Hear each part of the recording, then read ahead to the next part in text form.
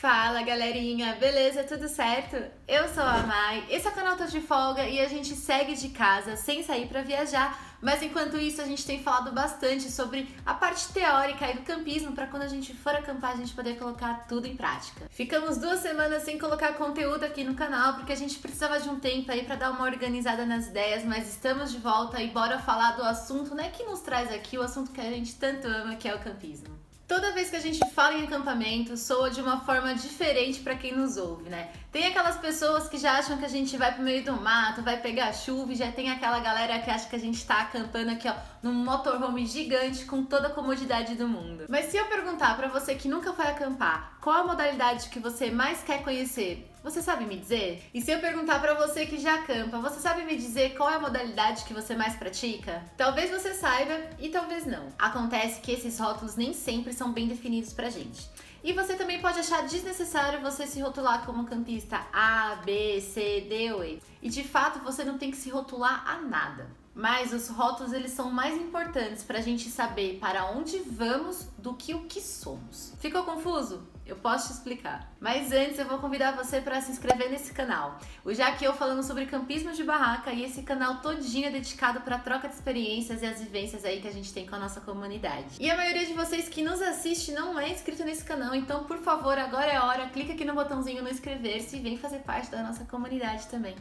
Quando nós falamos entre camping estruturado e camping selvagem, nós estamos nos referindo ao local e não sobre as pessoas. E essa diferenciação é extremamente importante para quem está indo viajar, porque assim ela vai saber o que espera ela quando ela chegar naquele camping. Por exemplo, eu me preparo todinha para passar um final de semana acampando. Na minha cabeça eu tô indo para um camping estruturado, então eu sei que eu vou chegar lá, vai ter um chuveiro com água quente, vai ter uma pia, vai ter cozinha, vai ter fogão, vai ter geladeira, vai ter energia elétrica, vai ter iluminação, vai ter tudo. Mas aí eu chego no camping e me deparo com água de bica para tomar banho e não tem energia nenhuma sem iluminação. Possivelmente a minha experiência vai ser traumática. Mas vai ser traumática por quê? Porque você acampar assim com água de bica e sem geladeira e fogão é ruim? Não necessariamente, porque as minhas expectativas estavam falando sobre um camping estruturado, mas eu não tinha informação nenhuma e acabei parando no camping selvagem. Então, assim, possivelmente a minha experiência vai ser traumática. E o mesmo acontece quando ao contrário também. Quando você se prepara todinho para poder fazer um camping selvagem, chega no camping, o camping é mega estruturado, tem uma baita de uma área de lazer, acaba perdendo a magia do que você está procurando. Entende como a questão é a gente alinhar expectativas? Porque a gente precisa saber para onde estamos indo. Para isso que existe todas essas nomeações aí. Mas aí você me pergunta, mas Mai, se eu decidir então ser do camping estruturado, eu sempre vou ter que me manter nesse rolê?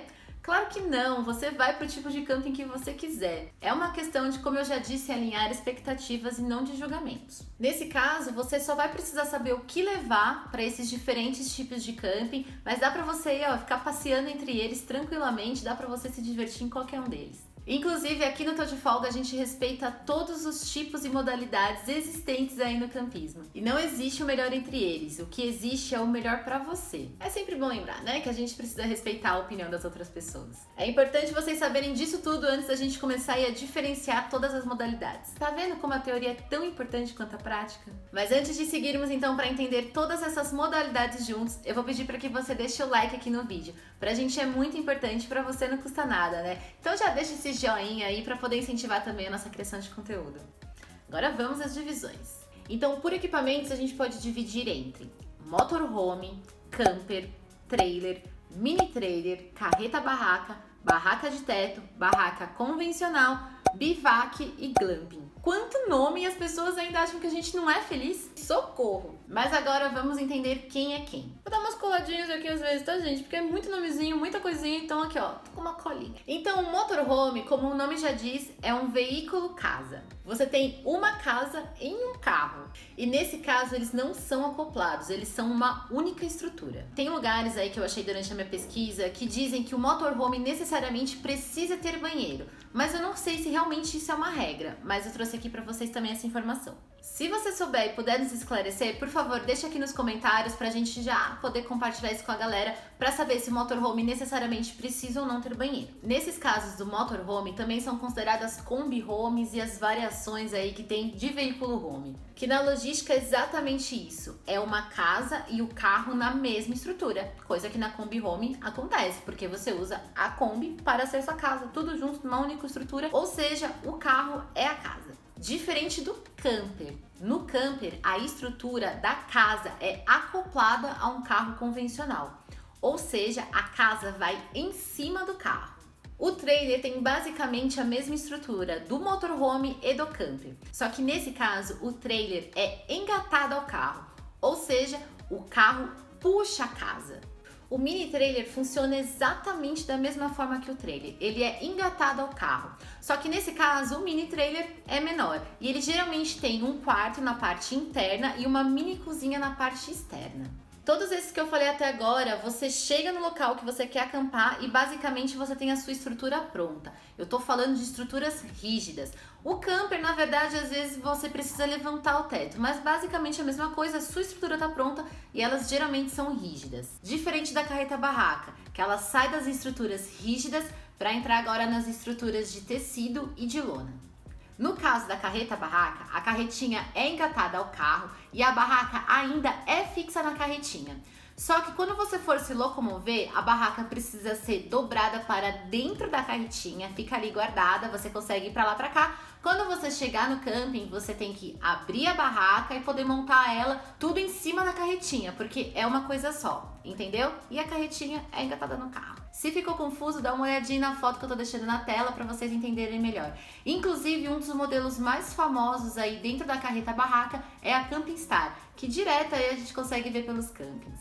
Agora nós vamos falar sobre a barraca de teto, que é a estrutura mais parecida com o que a gente costuma usar aqui no canal, que são as barracas convencionais.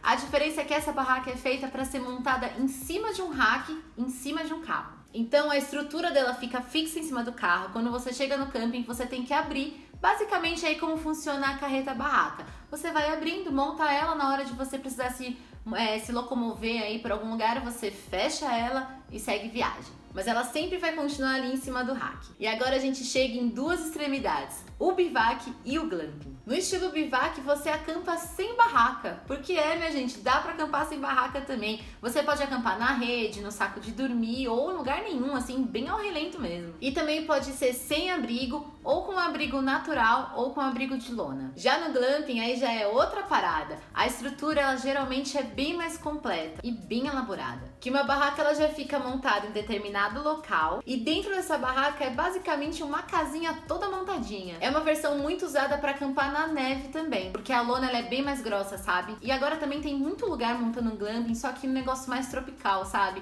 Aí eu já não sei se entra nessa categoria, não entra, mas vale você saber também que tem umas versões um pouco mais tropical.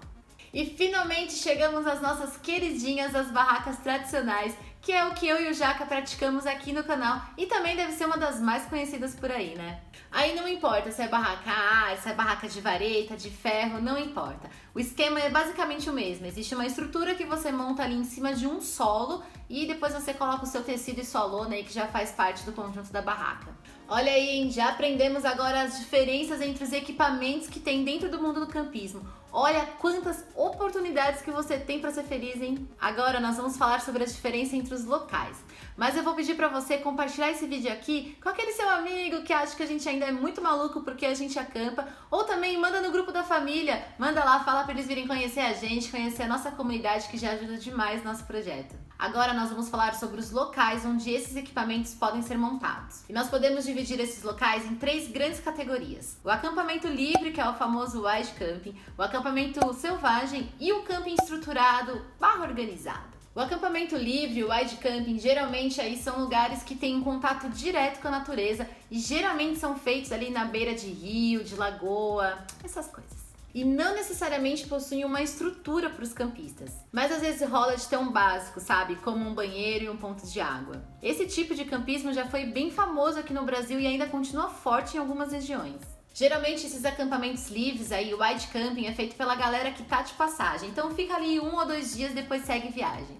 E geralmente o acampamento livre, ele é feito em um lugar destinado para tal. E às vezes não. Então é muito importante você fazer a pesquisa aí por onde você vai passar para saber se os lugares que você quer parar, eles são permitidos você poder estacionar e fazer a pernoite ali. Porque rola proibição em muitos lugares, então vale a pesquisa. Então assim, às vezes você tá fazendo uma trilha, você quer parar ali e tal. Esse tipo de informação é bem importante você ter, tá? No caso do acampamento selvagem, você não conta com nenhuma estrutura. Como, por exemplo, banheiro e cozinha, não tem nada disso. Porque não é a ideia dessa prática, sabe? Você basicamente só vai ter acesso às coisas que forem com você, o que você levar. E óbvio, né, gente? Levou, traz de volta. Isso é regrinha básica. E geralmente esses acampamentos selvagens acontecem bem no meio da natureza. E chegamos então ao camping estruturado e organizado, que é o que eu e o Jaca praticamos aqui no Tô de Folga e na nossa vida também. Apesar da gente sempre tentar se aventurar em outras modalidades, conhecer outras vivências também, o que a gente pratica constantemente é o camping estruturado e organizado. Nesse caso do camping estruturado e organizado, ele sempre vai ter um local destinado para a prática. Então, nesse caso também, o terreno geralmente ele já é pensado para a prática do campismo, né? Então, ele já é um terreno mais tratado, um terreno mais reto, tudo ali já é para você realmente poder ficar e acampar ali. E sempre